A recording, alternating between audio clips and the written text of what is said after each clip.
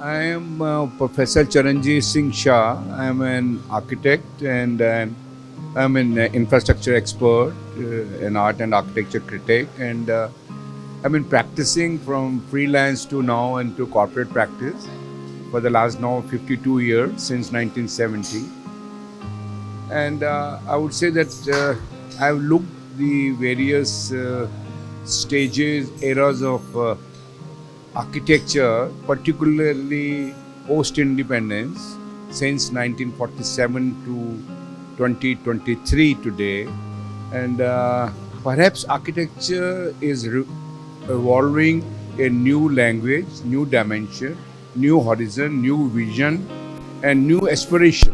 It's like now, I think it's like architecture is beyond architecture, which is not evolving. What do you think about sustainable architecture and how sustainable architecture can be smart? I think that sustainable word is practically used, abused also, and it's like sometimes we say like red is green, but red is red.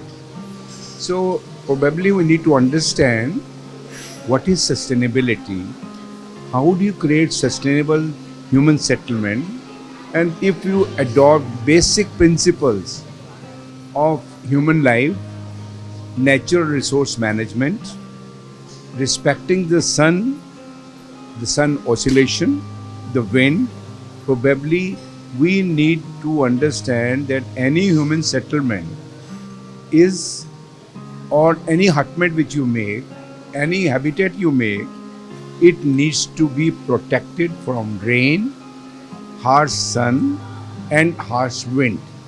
If we are able to achieve that, so that is sustainable architecture, doing minimum damage to the Mother Earth. So you talked about a lot about Indian architecture, and the generation nowadays are focusing more and more on the outside world. Life is to be understood. What is life? Life is not that I am Indian. Life is not that I am global.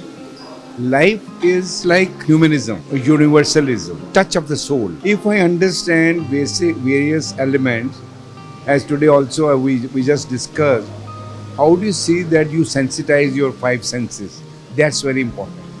Through the five elements, understanding the five senses, and also be with the five virtues so that you can be nearer to the nature. And once you are near to the nature, you are nature like, you are practically sitting with nature, eating with nature, resting with nature.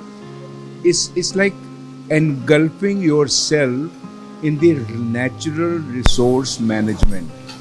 In case I am able to understand the basic principles of natural phenomena or the order, the cosmic energy, which we talk, like Earth moves 24 hours like this.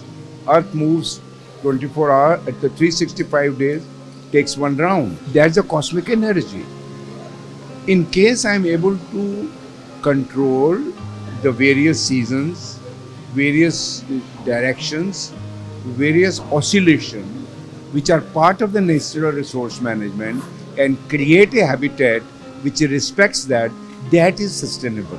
Sustainable is not that I do first something like cosmetic architecture, then I say, oh, in the active ways, I am reducing energy by putting double glass, double insulating glass, I am putting this, I am putting this, I am putting sensors. That is like intelligent building management systems. So I need to do passive ways of designing wherein I do the resource management in respect of the nature, creating something which I generally say a build form.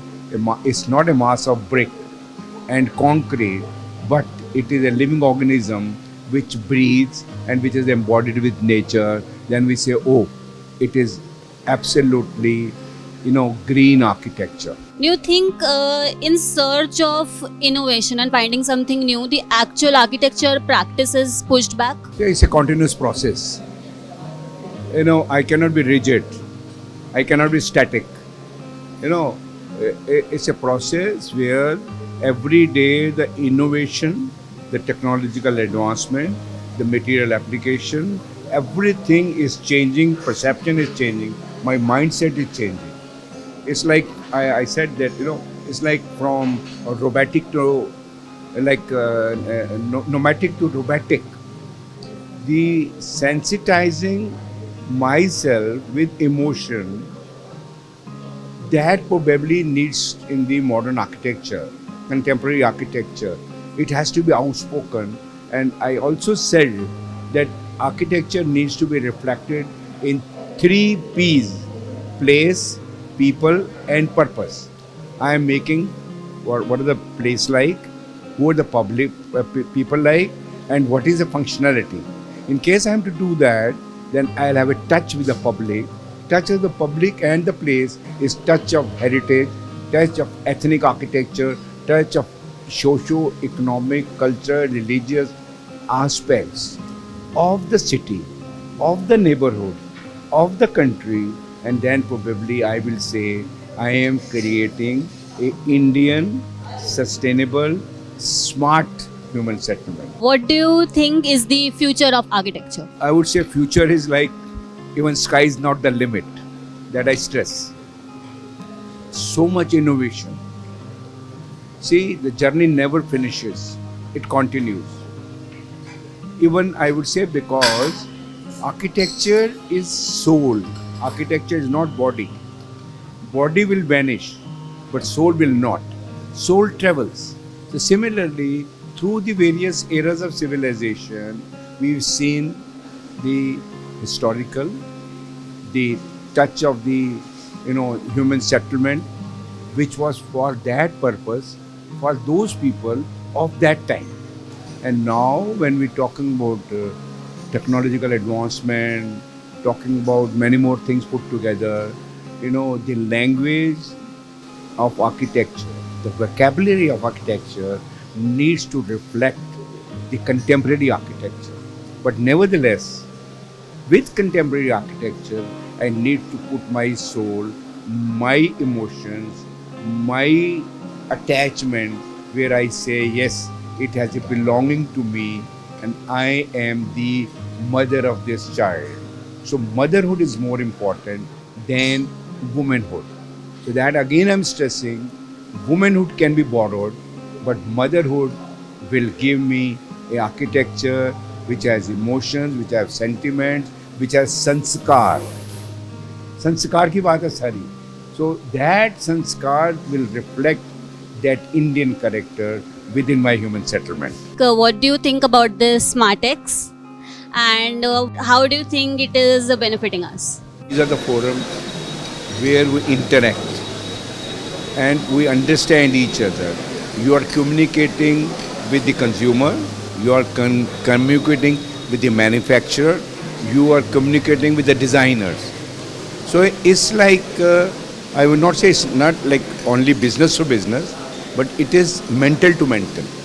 So the behavior will be addressing, and by virtue of these sort of forums, we try to understand the psyche of the industry along with the consumer and the designer. So this is like a byproduct where the cycle finishes and we get engulfed with each other for a better architecture of tomorrow.